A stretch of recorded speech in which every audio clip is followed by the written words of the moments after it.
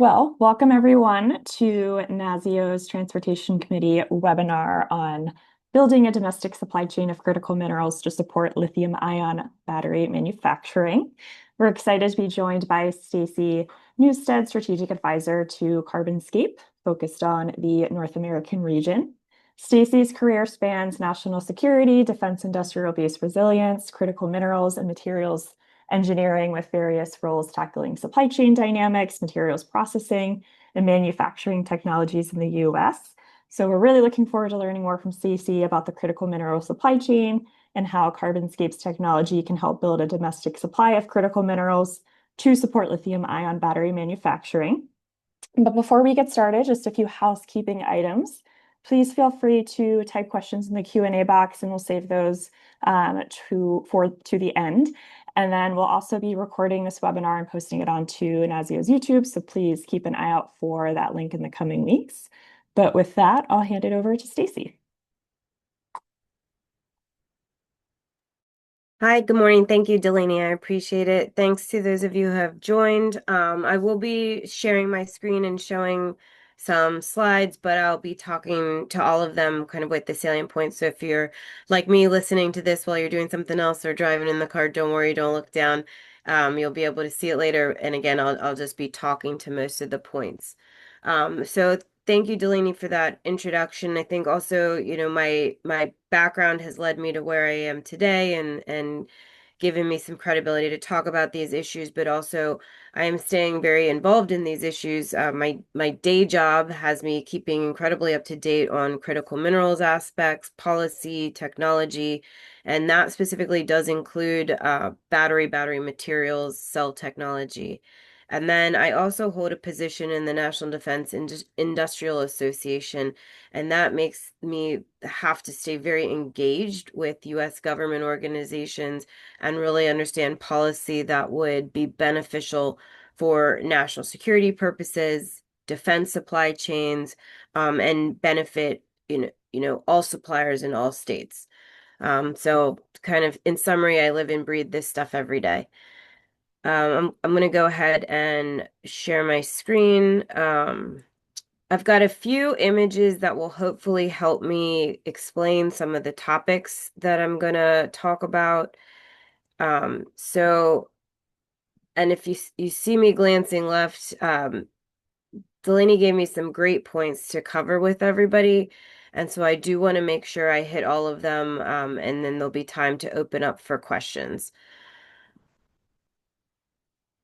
So just making sure everybody can see. So one of the first things is kind of, let's start with just a basic, what materials are in a battery? What do we care about batteries and where are we getting them from? So you can find a lot of these images. LinkedIn's very popular for them. You can find them on the web. I will caution you, the numbers aren't always exact, but they're great images for just giving a big picture as to what is the makeup of a battery, what are the materials we care about. What I'm showing on my screen is just a graphic that shows various materials that go into the composition of a battery. For the purposes of this call, when I say battery, I'm going to be focused on electric vehicle batteries. The price of these materials is very different. So you've probably over the last few years heard a lot about lithium. That's because the price of lithium went very high. There's a lot of discussion about rare earths. That's often because small amounts are used, but the price per kilogram of those materials is very high. Graphite does not have a relatively high price. However, it makes up a large mass of the battery. So a rough number is most batteries, 1/3 by weight or 1/3 by mass, are made up of the material graphite.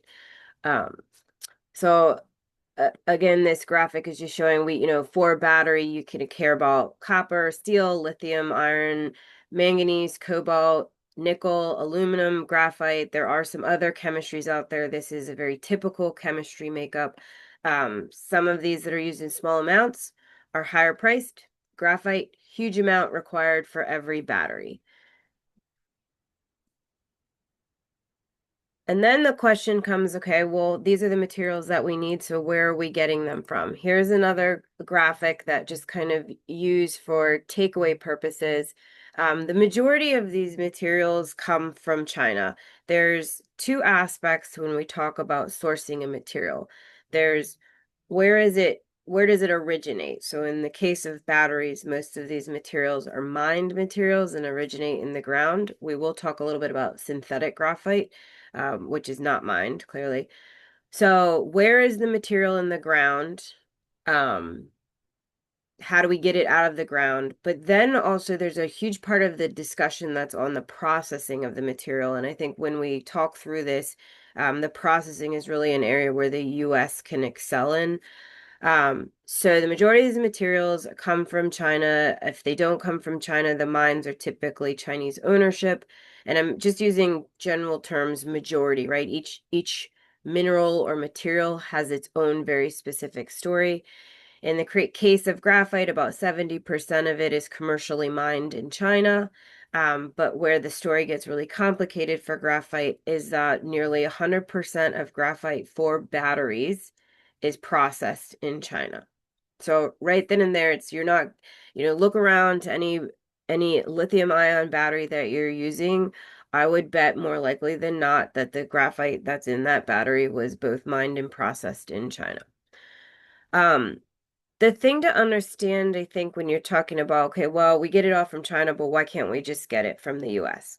So, not all deposits are equal, right? If you're talking about graphite specifically, and we could talk through other materials, but this, I'm going to focus on graphite because this is really where CarbonScape brings a unique offering.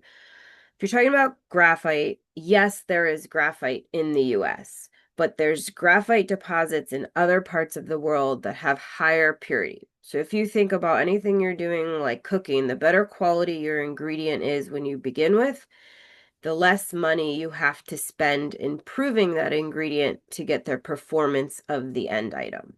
So starting with higher quality deposits will allow you to spend less operating costs to get the performance that you need.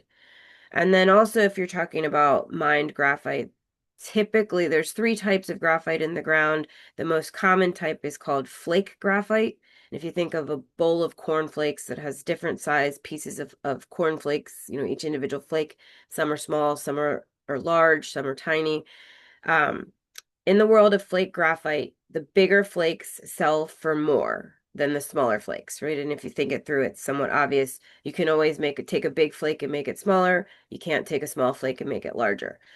So if a graphite deposit is a flake graphite deposit, the distribution of flake size will affect the economics of that mine. And I bring this up because in the US, our supply chains are very cost sensitive.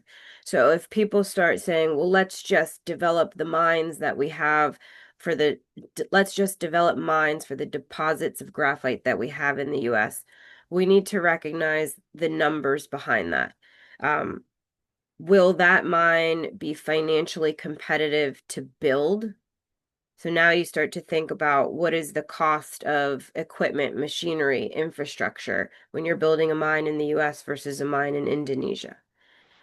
Will that mine be economical to operate? So now you're thinking about what's the cost of electricity? What are the costs of the reagents that I need? What is the cost of the workforce that I need to operate my mine? And then you think about, will this mine be financially stable in the long run? And that's when you do the numbers on how much does it take for me to operate it versus how much can I sell this product for. So the takeaway there is not all deposits are equal. So we need to recognize what is the impact of choosing a deposit and bringing that deposit into commercial operating stages. Another area I think to talk about is processing, right? So now you've got a mine, you've got a deposit identified, you've got a mine built out, and you're bringing the material out of the ground. So the other thing that we, the US, is very dependent on China for is the processing of material. And this is a really key aspect when it comes to graphite. Graphite mining is generally considered by the mining industry not that complicated, right? The challenge really is getting the funding for the mine. Um, But when it comes to processing that graphite into specifically the anode material into a battery, that is something that China has perfected over the last 20 years. Um, there's been a real discussion in the battery community about whether we compete with China, we keep them away, we work with the Chinese. For most folks who are deep in this industry of battery material processing, there's recognition that the Chinese specifically have a lot of history of knowledge and have managed not only to develop a process that works, but to operate that process at commercial scale, right? And that is a big part of the discussion as well. There's things that can be done in a lab, but when you scale it up, can you keep that quality? Can you keep the economics of your operation? Um, so processing is intellectual property and it takes time to learn. And then for many of the material processing elements, they're very energy intensive. So cost of electricity is a major factor when a company is doing site selection, right? And so not just site selection within the different states of the US, but site selection across the world. And you have other countries, not just the US, aggressively recruiting these battery supply chains. So we'll get back to the cost of energy, but that is typically a major driver in some of these processing operations. It's a major cost impact. And really, all of these points that I just walked through underscore the advantages of what CarbonScape brings to bear in their own processing technology and the fact that they use woody biomass as their feedstock. So we'll kind of revisit all of those points from a different angle when I talk through CarbonScape's technology. And then just kind of before I dive into some details on CarbonScape, there's also the national security implications of this whole discussion. Why is critical minerals on the news? Why is, President Trump talking about it? Why did we just sign a landmark deal with the Australian government this week? Critical minerals and supply chain security affects national security. And this is being played out very clearly in what I will categorize as export restrictions. So with battery materials, battery technology, batteries, cathode materials, anode materials, and then we hear it also with rare earths and materials and rare earth magnets. China has put in export license restrictions, and this, if you hear export licenses, this basically allows China to select which end users can and cannot get material, right? So in theory, you'd say, well, if you're a US military organization, we don't want you to get our stuff because you would be potentially using it against us. Um, Export restrictions also come in the form of export controls. This limits the amount of volume that comes out of China. And then you're seeing export restrictions most recently on processing technology. So there was some export restrictions announced several weeks ago that's talking about the Chinese are not allowing their processing technology for battery materials to leave the country. And that is a reflection of the point I made earlier is they've spent 20 years perfecting this processing technology, and they recognize that it's a military advantage to have it within their own country and that the US doesn't quite have the depth of knowledge that they do. So now turning over to what's CarbonScape bringing to the table that's going to alleviate many of these concerns and these constraints that other suppliers who are trying to compete with the Chinese have to navigate. So the big thing with CarbonScape is walk away with the fact that it's a graphite anode producer. It's a New Zealand headquartered company, and they have their own processing IP, and their feedstock is woody biomass. So take wood chips, graphitize them, and make it into anodes for batteries. I'll just show a few graphics kind of to tie in, or I guess to talk through the points that I raised as challenges and where CarbonScape brings these as advantages. Um, Battery supply chains and even auto supply chains, they prefer to be regionalized. They wanted to be regionalized before, but post-pandemic, there was a greater push for automakers to want to have their supply chains regionalized. And there's various reasons for this, but for the purpose of today's discussion, what you can see on this map is that you've got a lot of gigafactories. So you've got battery cell manufacturing plants. Many of them run up and down the East Coast. So you see them in kind of the Michigan area if you think about where a lot of autos are made. But what's really relevant to feedstock being woody biomass is you've got gigafactories standing up across the Southeast. So that overlay the location of those gigafactories with the location of privately owned forests, and you have this wonderful synergy, right? You have where should CarbonScape locate um, its graphite processing plant, its anode plant says, well, we need feedstock from privately owned forests, and our customers are going to be gigafactories. So Southeast US was a prime area for CarbonScape to explore. Then we talked a little bit about some of the challenges for mined graphite, and we'll talk through some of the challenges for synthetic graphite. And this again is where CarbonScape turns a challenge into a feature. So synthetic, we talked about natural graphite, you mine it out of the ground. Synthetic graphite is you take petroleum coke, which is a byproduct of the oil and gas industry, and then you process the petroleum coke into graphite. So for natural graphite, the feedstock is mined graphite. It is very hard to finance and build out a new graphite mine right now.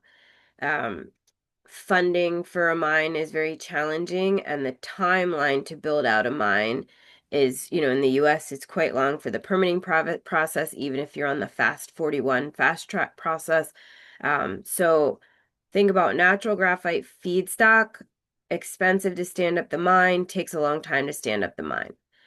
Then when you think about synthetic graphite, while you have an abundance of available feedstock, the price of that feedstock fluctuates. So that also affects your costs. And in the case of batteries in the commercial space, right now, performance and cost is paramount. Nobody is agreeing to pay extra for a non-Chinese source. They all want it, but they're not paying extra. So cost is something that's absolutely paramount to keep in mind as you're building out your business model and looking to become a supplier to the EV battery supply chain. So where CarbonScape comes in is our feedstock is woody biomass, extremely low cost and very abundant. And CarbonScape has demonstrated this in the fact that they were able to put offtake agreements in place in both Europe with European partners and US partners as well. Um, the other aspect I talked about is when you process either synthetic or natural graphite into anode material, it's an energy intensive process. This means it takes a lot of power. And just in rough words, it means you have to cook this material to make it into what you want. CarbonScape, because it's working with biomass and because of their patented process, they're able to use much lower temperatures in their processing. And it provides cost savings in their operating costs, but it also gives them flexibility for where they choose to build their facility. They're not as dependent on low energy prices as other operations might be. So far, CarbonScape has, if you go back, and I think these graphics will be available on the webinar, but they might be made. You can go onto CarbonScape's website and they have a company presentation that you can download. But CarbonScape started in 2015. They've got a pilot plant operating in New Zealand. They came to the US in 2025, starting the beginning in January 2025 to locate their demonstration plant in the US. They were met with welcome arms by the forestry sector as well as various states that they were focused on looking at. The challenge for CarbonScape was funding. So right now, CarbonScape needed to raise money to begin construction on their plant. And if you've been following this current administration and also, the transition from the previous administration to the current administration, there is a lot of verbal support for US manufacturing. There has yet to be legislation that directs commercial buyers to not source from Chinese sources. So you are seeing legislation exist in the defense sector that limits who defense buyers can buy from. But one of the things that um, the bilateral infrastructure law was trying to do was to say, well, you can't buy from fiat countries, right? So battery manufacturers can't buy materials from fiat countries. It was a good attempt, but there are a few holes in that piece of legislation. And one of the biggest issues was that cell makers were saying, well, I have nobody else to buy from because there was this gap in time for when non-Chinese suppliers were trying to scale up and supply material. Um, Under the current Trump administration, there is an immense amount of support for U.S. manufacturing operations. However, right now, the U.S. consumer is still very price sensitive. So auto manufacturers are keeping their prices as low as possible. And that trickles down to cell manufacturers have to keep their price as low as possible. And they cannot sacrifice performance. And that allows cell manufacturers to continue to purchase from their proven Chinese material suppliers. What that translates to is the private funding environment in the US was not what it needed to be for CarbonScape to proceed on building out their plant. Where they are today, and we can kind of talk about this some more, and again, the latest company presentation reflects this, is they have a lot of traction with cell makers who are interested in qualifying their anode product into their battery chemistries. Um, but the cell makers, i.e., their customers, have pushed them to do further development on their product. And another kind of nuance of battery materials, specifically graphite, is you customize your material for the performance required for that cell's chemistry. So graphite anodes are not off the shelf. Everybody doesn't just buy a standard specification. There has been discussion in battery forums, should there be standard specifications? The cell makers at this point don't want that because there's still a race to the top. So we still as a country want our industry to be able to continue to improve battery cell chemistry and therefore performance and capability. So you end up with this chicken and egg situation where financiers are saying, show me you have a customer, but the customers are saying, I need you to further develop your material so it meets my exact needs. And the way battery material qualification works is cell makers take samples at different levels of your scale-up process. So first you send a sample to a cell maker saying, here's from my pilot plant. Then you send a sample from your demo plant. Then you send a sample from your commercial scale plant. So you can see how that translates to, well, I need money to scale up so I can get a customer. But the private financiers are saying, prove to me that you have a customer before I give you the money. And there were opportunities for government funds. The challenge with government funds is under the previous administration, the two big pots of money, one was in Department of Energy and one was in Department of Defense, wanted lower risk projects. So they needed applicants to be farther along than made sense for the applicants before applying for the money. If you've been following the news on Department of Energy grants, the Trump administration has actually canceled a handful of those grants, and some of those companies do represent battery recycling companies, and synthetic anode producing companies.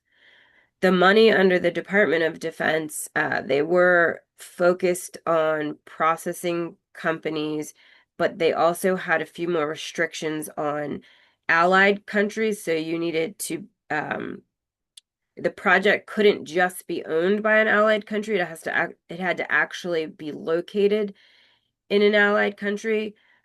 So that limited who the applicants could be. Under President Trump's administration, again, there's a large amount of support for projects like CarbonScapes. It is a bit of a grind to pursue that money under for the US government. So I think when people talk about, well, there's this grant money, there's that grant money, from the perspective of a company, it's always a trade-off analysis. How much money and time do I have to lobby myself for that money so that when I apply, I have a good chance of getting it? It is a large cost for a company to put together the proposal, the level of detail, and the quantity of detail that's requested in some of these proposals. So grant money is not free money, is what how I'll sum that up. So as of today, CarbonScape is still keeping a close eye on the market opportunities in the US, still looking to serve the US battery market. At this point, they are talking to partners that will help finance the next stage of their development, which is scaling up to demo plant scale and perfecting the chemistry of their material for their customers. And as I mentioned before, they've got traction. I can't say specifically who, but in the industry, we call them tier one battery producers. If we said their names, you would know their names. And CarbonScape has had plenty of interest over the last few years, and it's intensified in 2025 from these tier one cell producers. And so they're working in concert with those cell producers to advance their product to meet these cell producers' needs. This slide here, and again, for those of you who can't see your screen, you can look at this later on the company presentation. It's really just summarizing the the uh, the importance of the fact that their feedstock is wood chips rather than petroleum coke or mined graphite. This wood chip gives them such flexibility in where they locate their site. It's cost savings on their ability to process, and most of all, they have their own IP on this processing method. Okay. This is just another point on the supply chain proximity. So again, as you know, as each of you in the audience are thinking about your roles working for your states, understanding the ecosystem that companies will be entering if they locate the facility in your state is very important. Wanting to be by cell producers, automakers, and then also, if you're at the material production level, such as what CarbonScape is, you want to be co-located with your raw material inputs. So for CarbonScape, being located with large, it doesn't have to be large forestry companies, but areas of large wood chip production is extremely desirable. This is just a picture, and if you go on their website, you can see more of this picture in a video. CarbonScape has an operational pilot plant in New Zealand. Scaling up new technology is very challenging, and so each time you hit a level of scale up, in this case a pilot plant, it really adds to the legitimacy of your project. Just, if we wanted to, I'm not going to dive too deep in the technology, but just as an overall description of how you make a battery anode out of a tree, is you've got wood chips as you're starting, or you've got a wood biomass, woody product, wood chips as your starting product. You do some mixing and drying, you separate the materials out, then you do CarbonScape's proprietary process. You end up with um, a material that you want to purify. So think about, you just want to get the impurities out, you want to increase the carbon content of your material. Then you do some conditioning, graphitization. This is where you cook the material to change the structure of the carbon. Then there's spheronizing and coating. So spheronizing is also referred to as shaping. The Even though we think of a sphere as kind of a circular 3D shape, they often are kind of more shaped like a potato, a russet potato, or an Idaho potato, a little bit oblong 3D shape, and then you coat it, which gives it a lot of its performance characteristics.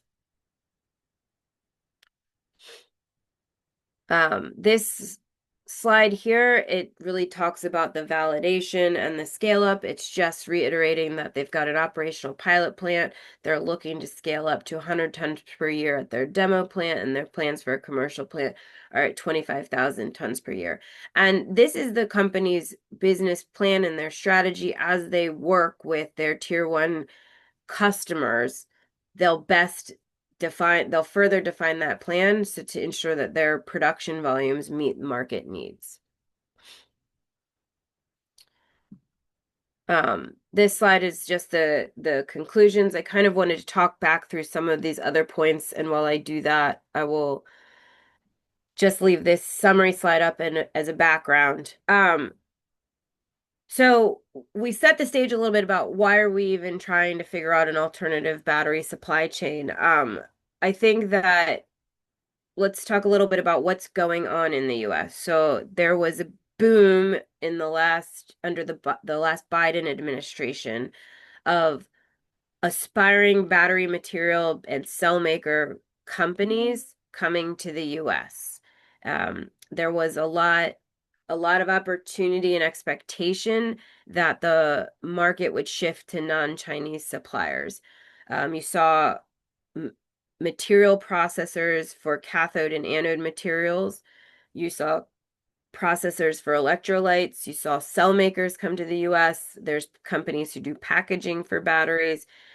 There was a lot of discussion for, okay, if we're a buyer of an element in our supply chain, do we want to look for a US alternative to a Chinese supplier, or do we want to develop a technology that designs out a constrained material or a constrained component in our battery?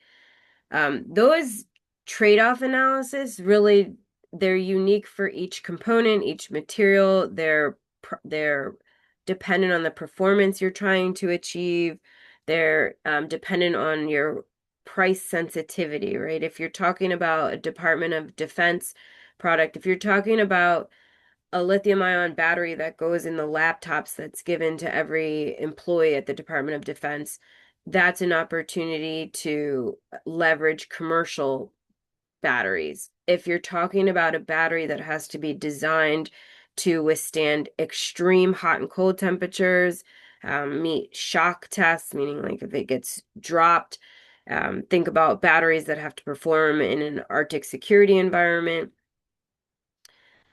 Now all of a sudden you're asking for very specific requirements, and your demand numbers are not as high. So I give that example to say when we talk in the US saying, oh, well, we want a sector to come to the US.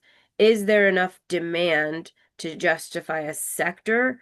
Or do you have a small amount of demand for a specific customer and that justifies one supplier, right? And there are different supply chains risk. Being reliant on an adversary foreign country is one type of supply chain risk. Being reliant on a single supplier and having no other options is also a different type of risk. So these are things that people are discussing when they're trying to solve their raw material supply chain issues. And again, I know I go between graphite specifics and generalities. Each material on the periodic table has its own story, its own market dynamics. And even when you're focused on graphite, we've got to stay focused on graphite for battery anodes because other graphite applications would have different aspects when you're discussing the pros and cons and the opportunities of competing with the existing market suppliers. So case studies of examples of companies such as CarbonScape coming in the US. So I think CarbonScape's an important case study for the US. And when I say the US, I mean state governments, federal governments, defense entities, and the US consumer. The US consumer has demonstrated we care more about paying a low price than buying American. So this is something that some federal level officials are discussing. Is there a way to pass legislation that assists the US consumer in making that decision? The Department of Defense has talked about how do we enable our procurement workforce to assess the cost impact of a foreign source. And that can help them decide, okay, well, we don't just want lowest price technically acceptable. There is a price risk or cost risk to buying from a foreign supplier. We're seeing the impact, I mean, just most recently, the news from Department of Energy of rescinding grants. I mean, think through now you have a company who's made business decisions. They begin work on a facility thinking they have a certain amount of funding available, and then that funding gets pulled. There's an impact to the ability of that company to progress, and there's an impact to the workforce that that company has and the families who've all relocated to those states. Uh, the DOE, rescinding grants is one small example, but you can think about it as our entire political system. If every 4 years the next president can undo what the president did before, that's very hard for companies to plan to when they need to plan beyond 4 years. And I think we saw that represented when, in the beginning of the Trump administration, businesses were reluctant to make large investment decisions because they were waiting to see what President Trump would do with legislation, what he would keep from the Biden administration versus what he would change. So I think it's important, um, if for folks, at least I have this conversation in at the federal level in my defense community. Um, while government's job is to do government's job, businesses are answering to shareholders and to investors. So they have to make financially responsible decisions and they have to do long-term planning. So our political system does impact companies' abilities to do long-term planning. And then I kind of wanted to shift a little bit, thinking about looking forward, and for those of you in the audience, you know, what are some opportunities for states to make an impact in attracting um, battery supply chain entities to their states to help with the EV infrastructure? So I went to this luncheon that this woman spoke at, and I thought it was fantastic because she put into words what I had been experiencing, right? And I'm working in the critical materials world, I'm working in the EV battery world, and I'm faced with buying a new car, and the process that I went through to buy a car, by the time I got to what my options were, there wasn't an EV available to me. And it was this awesome kind of case study in how the American consumer chooses to buy their car. And I could say, well, if XYZ, then I would have happily bought an electric vehicle. Well, what this speaker talked about is she kind of put data behind how households make a decision. And I think that if you go to any battery or critical materials conferences, you'll usually have at least one speaker who says, we're not talking about infrastructure enough. We're not talking about charging infrastructure enough. And I think that's absolutely correct. So if I take off my day job hat, right, then I go back and I'm just a wife and a mom, and I all of a sudden behave like the average US consumer. And she raised points about typically charging stations are in low cost land areas, right? So think maybe not as nice area. And so as a female, am I going to sit and charge for 30 minutes in an area that I don't feel 100% comfortable in? And then she also raised she brought up another statistic is that women typically run errands in clusters. Right? And I know that's true for me. If I say, okay, I have to run all of these errands in 2 hours and I map out where I'm going to hit all of my typical, groceries, return this item, pick up that. And is that charging station near where my cluster of errands is? That will impact my decision. And I think most importantly, I don't, I'm driven by convenience, right? I want to save the world and help the environment, but I'm so conditioned at this point to be getting in my car. I look at the gas tank and I say, I know I have enough to get to here, to get through all of my route. So helping, there's also an educational aspect, right, to make me feel comfortable that says, well, it's pretty much the same thing. You jump in your car, you look at the bar and you say, I have enough to fulfill all of these errands, or I can complete my route. Or here's the way that you'd figure out where your charging station, and here's what you've heard, but these are realistic charging time frame. So I think there's an educational aspect. I think backing up for a bit, I think you've had all the first movers who are saying, I'm going to go buy an EV no matter what, right? And now the next group is people like me who we just want to go with the flow. We don't want any unique inconveniences. So there's an educational aspect to say, well, here's how your life can be about the same with an EV, these small tweaks. I'll remember at one battery conference, there was an executive of an automaker who talked about how much he loved driving his electric vehicle truck. If I say which one it is, you'd know which company it is. But then he followed it up with saying it's his third vehicle. So, the average American, it's one vehicle and we need it for everything. And we need to know that it's not going to impact us any differently than the vehicle that we currently have. So I think education just to the average consumer, building out infrastructure is absolutely key to EV adoption. And then what I'll say finally from the states, one of the discussions I'm having, and there's been some work that I've been doing with a particular state that's aggressively recruiting the battery supply chain, is how can states tackle this funding challenge that aspiring suppliers have, right? Raising 20 million, 60 million, $80 million in capital cost or capital financing in order to start building out their facilities.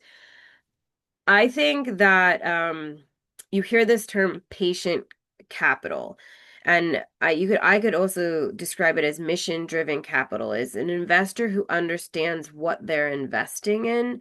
Um, and I could see if states are able to tap in to private money that is within their state and create that forum for companies to interact with, that would be an advantage. Because right now, if you reach out to funds, say, oh, we're a mining fund, they're choosing between a large gold project, which is low risk, high return, versus a a small graphite project, which the market's opaque, they can't do their due diligence, right? So understanding where is the money that gets the mission that they're investing in and the timeline, the risk, and the return on investment margin that is appropriate for that sector, that mission. And then now all of a sudden, when you're choosing which projects or which companies to invest in, you're comparing apples to apples, right? And if you took CarbonScape as a case study, if you compared CarbonScape's project to another aspiring US graphite anode processor, you'd be able to see that CarbonScape is significantly lower risk, would bring faster and lower returns on investment. And again, the importance is comparing apples to apples to figure out which companies are the standout companies in among the aspiring suppliers.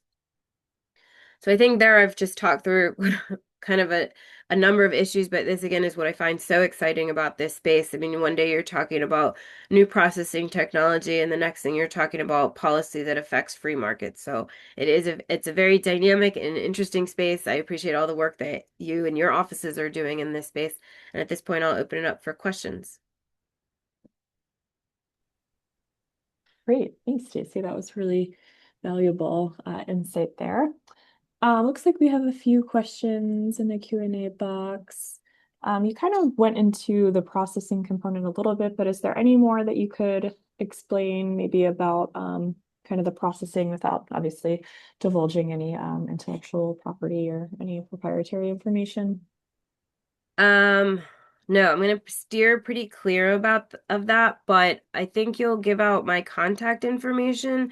And so what I could do is connect the people who want to know a little bit more with folks in CarbonScape that would be able to answer as specifically as they could, not under NDA.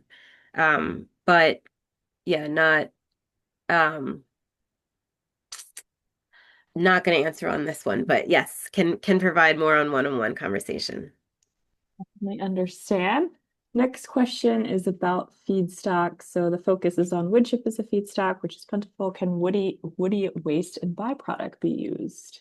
Yes, so it can. So the important part about the feedstock is consistency.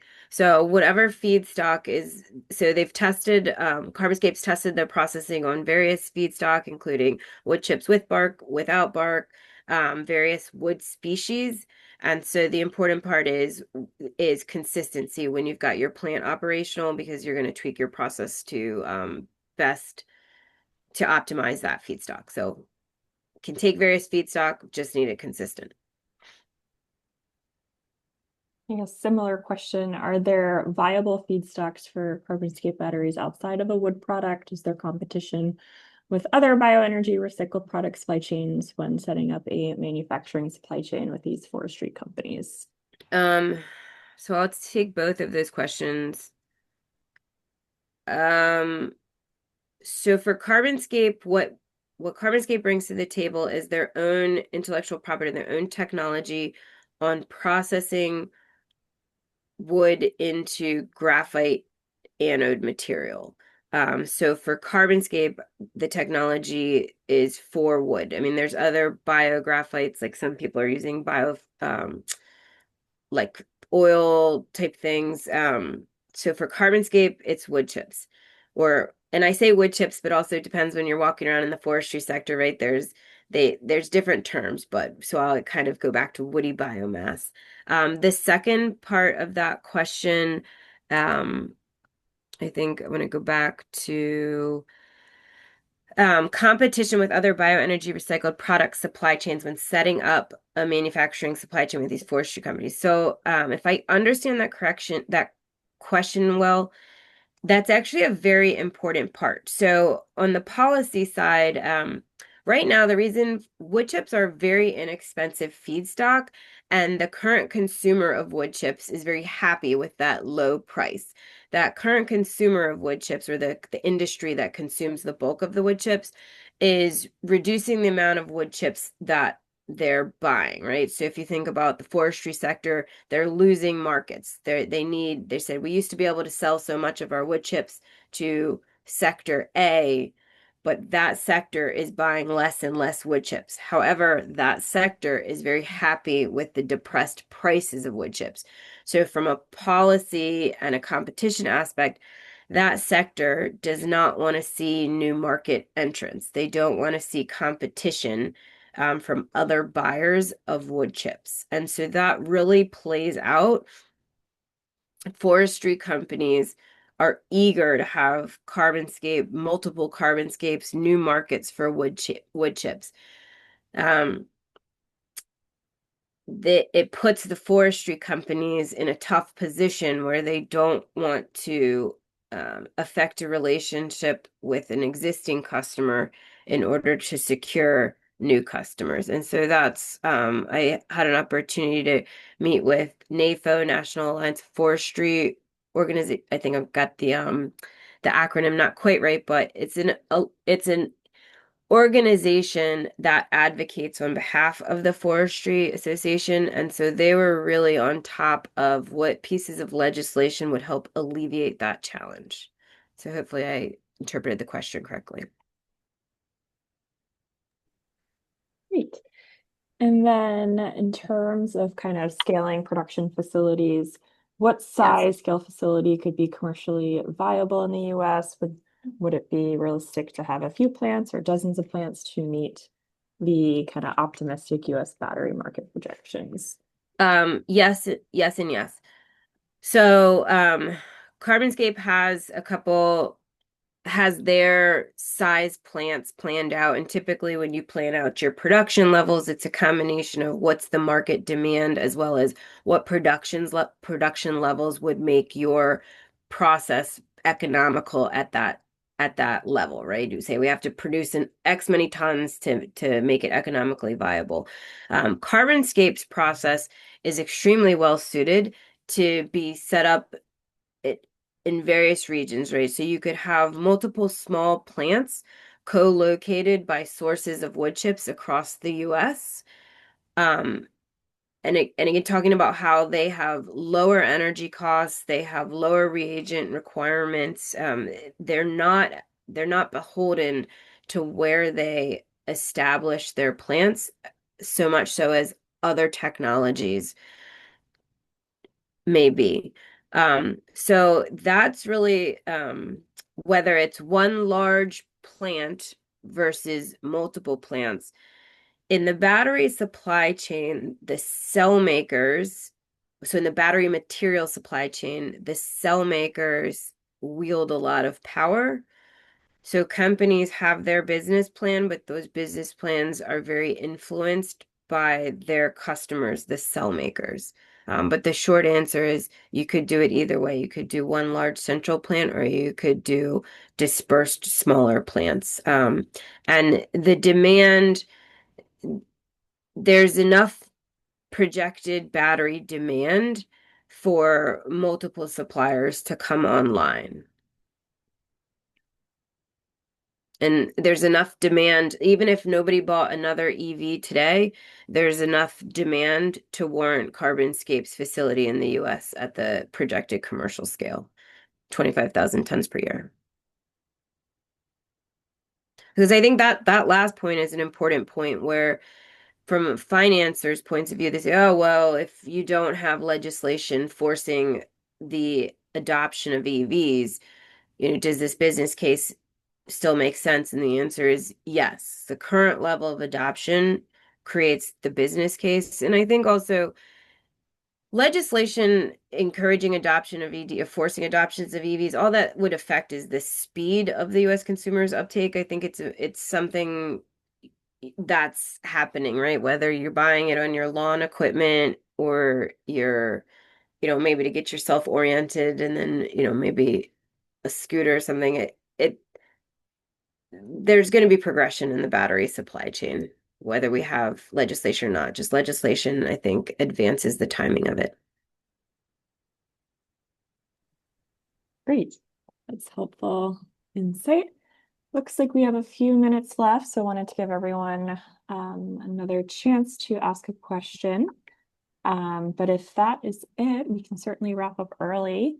Thank you, Stacy. This has been really valuable, insightful information, and excited to kind of continue to explore this topic and see what CarbonScape does. But like I said in the beginning, we will send out the recording to the webinar along with Stacy's contact information should you have any questions for her. But without any other questions, we can wrap up. Thank you again for attending the webinar. Thanks again, Stacy, for your presentation, and hope everyone has a great rest of their day. Thanks for having me. Thanks. Bye.